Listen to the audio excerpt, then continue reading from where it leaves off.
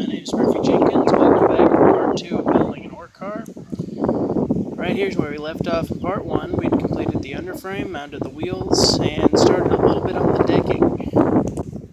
As we zoom in here on the car, you may notice we have a little bracket there. That's being used as a template. We're going to drill out 4 holes on each end. That will allow us to mount our bumper. It actually is one of the same brackets we're going to be using in our bumper setup. They're going to be held on with some 5/16 bolts mounted all the way through, about 4-inch bolts. Now our bumpers, they're going to be made out of cedar. In the last video I said that they're going to be about 1 foot tall. I altered the plan, decided 8 inches was plenty enough and looked right. I also changed out the couplers just a little bit. Originally I was going to drill a hole through and mount a coupler pocket in there inside the wood. I decided instead to go with some eye bolts, which I'll describe later, and mount couplers up that way. It should work, and it also should save a little bit of money and time. Now Philip Bushdiker over here is going to be drilling out the holes. There's going to be our mounting bracket for our bumpers. Here's Philip's now drilling out the main beam there. We're going to be putting some L brackets running straight through the beam, which will allow it to connect to the back of the car. Here we have a almost completed beam. Just needs a few more bolts put in. That shows how the bracket runs on the edge.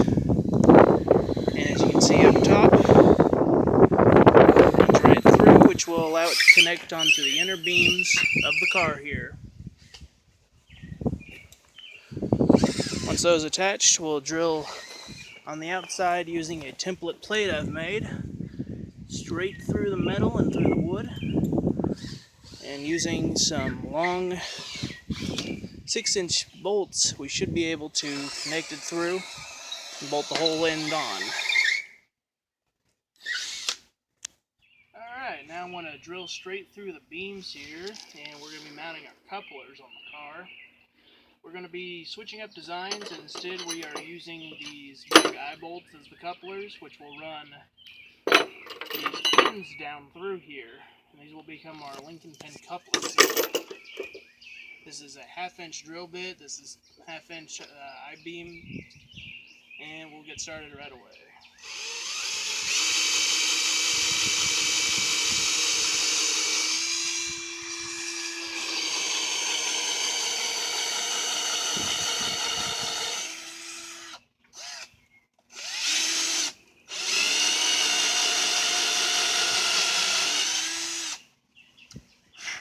Always make sure to pull in and out quick, back and forth. Always clear the chips. Don't want to break a bit in there or split the wood out, which would be even worse.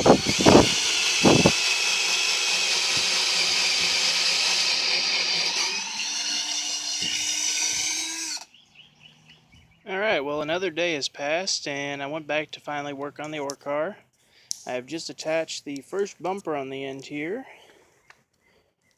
Kind of see a close-up of how it was attached. We just ran those bolts straight through like we mentioned earlier. Also see the back end for the couplers and the way all of it goes together.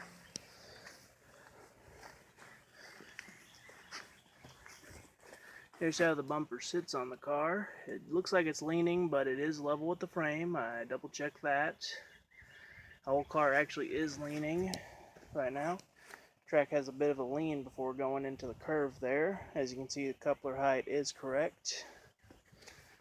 It's got a nice little coupler in there. Easy to remove. We got a pin in there so we don't lose it right now. Can even put a lock in there, that way I can lock up the cars at night and make sure no one rides away on them. Now I'm going to finish up the second bumper, put it on. I had to remove 2 pieces of decking here on the top car to access that. I'll have to do it again on the other side. Just finished mounting the second beam. As you can see, we got it hooked up loosely over there to our other car, number 47. Let's go ahead and check out how the couplers work. As you can see, we got our big link sitting there inside the smaller ones. Fits just right and allows us to drop a pin in. Cars are now coupled. In fact, I can pull with one and it'll pull both, but just for ease, I'm going to grab onto the upper rail on 47.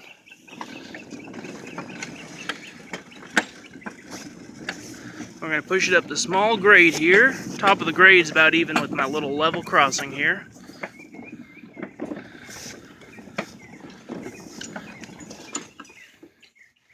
Alright. And then we're going to come back around here to the end. We're going to give both cars a good shove. As you can see, they roll right along. Note how the wheels are still loose on the car. That will be fixed eventually. Both cars simply make it around the curve and stay connected.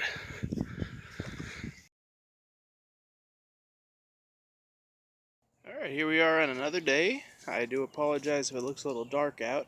It's about 100 degrees here in Arkansas. I had to work after 6 p.m. to get any work done. It finally knocked down to about 80 degrees.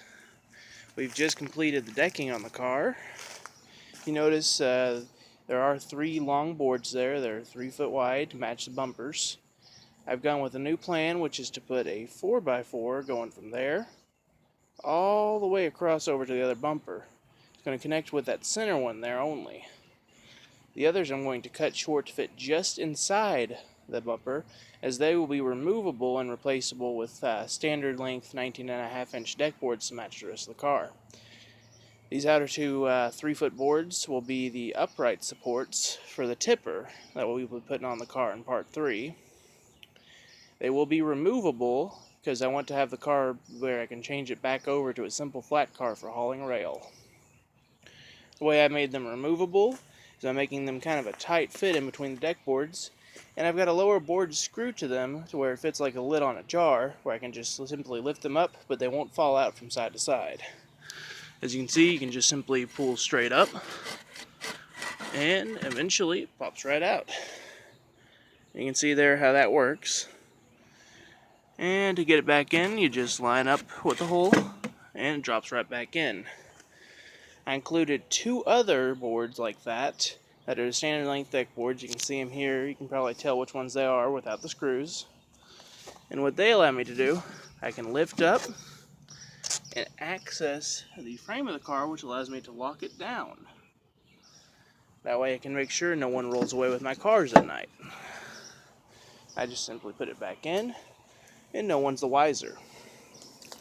Part 3, another thing we'll do, we'll finish the final gauge on the car. Right now with that thread rod, the wheels roll in and out just a bit. We're going to put some cotter pins straight through the 1-inch nut, tighten that all up, and hopefully we'll have a good rolling car. Thank you all for watching. My name is Murphy Jenkins. I hope you enjoyed. And again, if you're interested in any one-to-one, full-size backyard railroading, please follow the link in the description below. We've got a Facebook group, and we're trying to get the word out. We've got a lot of new people building these railroads. We've got over 700 members on the group, and it's really surprising how many little railroads like this are being built all over the world. Thank you for watching.